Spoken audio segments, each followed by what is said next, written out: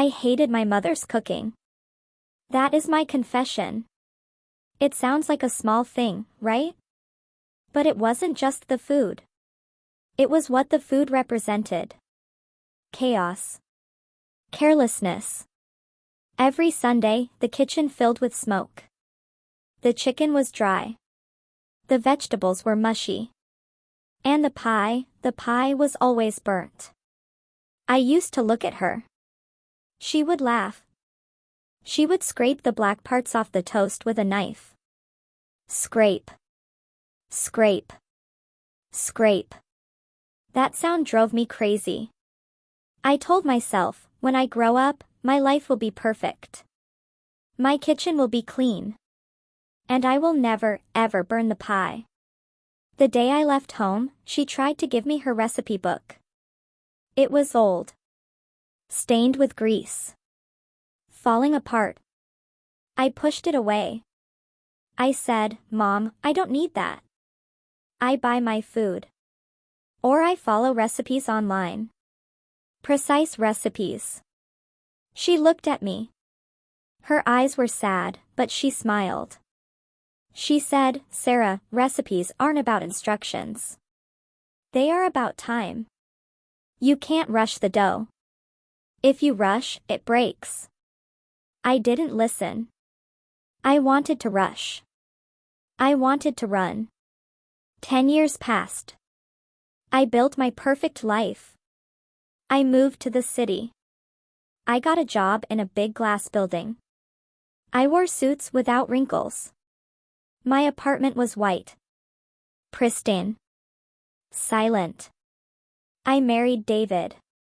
David was like me, polished, composed, and always moving on a tight schedule. We built a life that looked efficient from the outside, a life full of takeout containers and silent dinners in front of the TV. Over the years, our conversations shrank to reminders, deadlines, and polite updates about work. We didn't fight, but we didn't laugh either.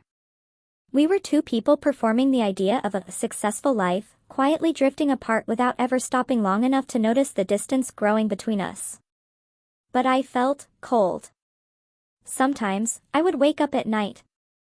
I felt a hole in my chest. I drank water. It didn't help. I bought new furniture. It didn't help. I was hungry, but not for food. I just didn't know what I was starving for. Then, the call came. It was my aunt. "Sarah," she said. "It's your mother. She's gone." Just like that. No warning. No goodbye. Just a silence on the other end of the line. I didn't cry immediately. I felt numb. I went into project manager mode. I organized the flight. I organized the funeral. I told David, "I will be fine. It's just logistics." I flew back to my childhood home. The house looked smaller. The paint was peeling. I walked into the kitchen. It smelled of stale coffee and dust. And there, on the counter, was the book. The greasy, falling apart recipe book. My aunt told me she wanted you to clear the house. Sell it. She knew you wouldn't want to keep it. She was right. I wanted to sell it all. Get rid of the clutter. Get rid of the memories of burnt toast. I picked up the book to throw it away. But something fell out. A piece of paper. It was a photo. It was me, age 7. My face was covered in chocolate. I was laughing. My mother was laughing too. I looked happy. Truly happy. I sat on the cold floor. I opened the book. The pages were stiff. Apple pie, it said. But the handwriting was messy. There were notes in the margins. Add extra cinnamon for Sarah. Don't use the timer, trust your nose. I couldn't sell the house yet. Not until I understood. I called David. "I need a week," I said. He sounded annoyed. A week? Sarah, we have the presentation on Monday. I know, I said. But I have to bake a pie. I hung up. I put on her apron. It smelled like vanilla and old perfume. I went to the store. I bought apples, flour, butter. I was going to make the pie. But I was going to make it perfect. I would fix her mistake. It was harder than I thought. The dough stuck to my fingers. The kitchen was too hot. I tried to follow the instructions, but her notes were confusing. Add a pinch of love. What is a pinch? Is it a gram? Is it a teaspoon? I was frustrated. My neighbor, Mrs. Higgins, knocked on the door. She was 80 years old. She saw me covered in flour. She laughed. You look like her, she said. Your mother.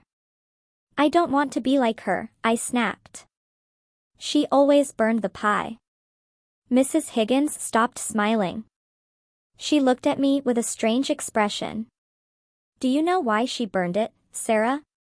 I paused. Because she was careless, I said. Mrs. Higgins shook her head gently. No, dear. She burned it because she was distracted. By you. I froze, confused, waiting for her to continue. She used to stand right here by this window, she said, pointing to the faded wooden frame. She told me she'd rather risk the pie than miss a single moment of you growing up. Her words didn't land all at once, they spread slowly through me, warm and painful, unraveling years of assumptions.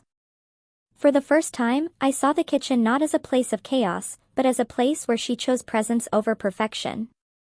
And suddenly, all the burnt edges of my childhood felt different, softer, gentler, deliberate. I felt a crack in my armor. I thought about the smoke. The scrape, scrape, scrape of the knife. She wasn't trying to fix the food. She was trying to extend the time at the table. She burned the food so we would laugh. So we would talk about it. I looked at my own pie in the oven. It was perfect.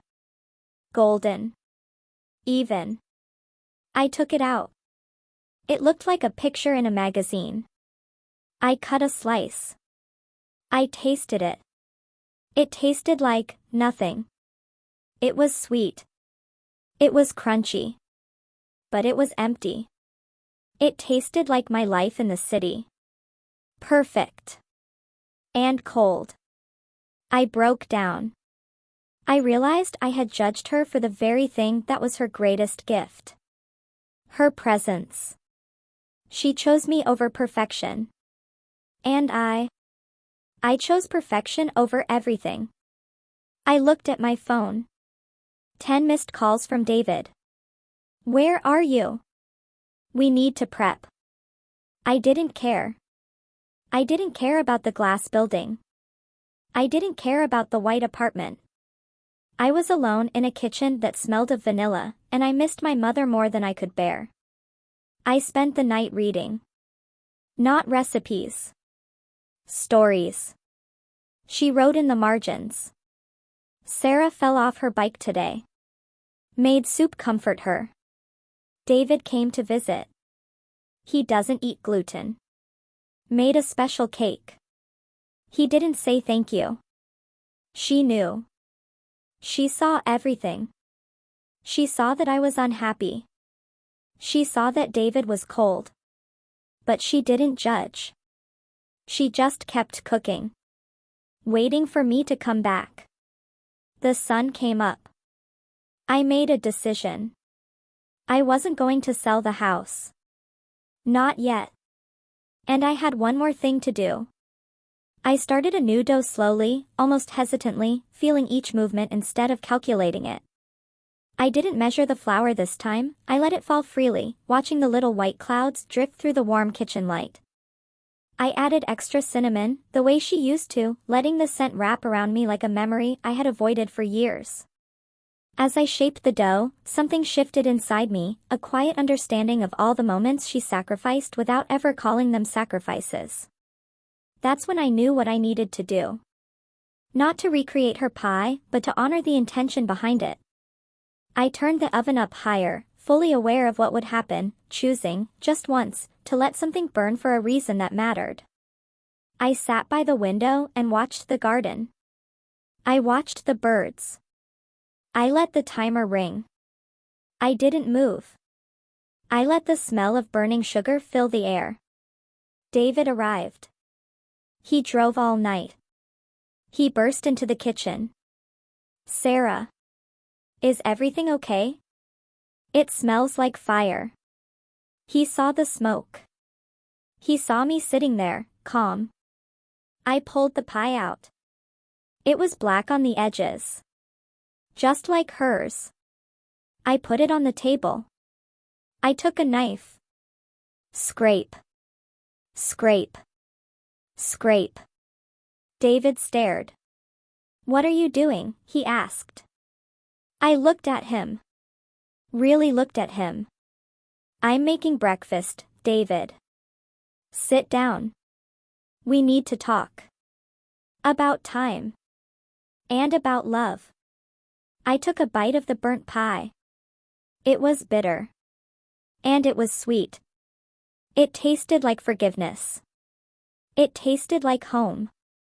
I wasn't the perfect girl in the glass tower anymore. I was Sarah. And for the first time in 10 years, I wasn't hungry.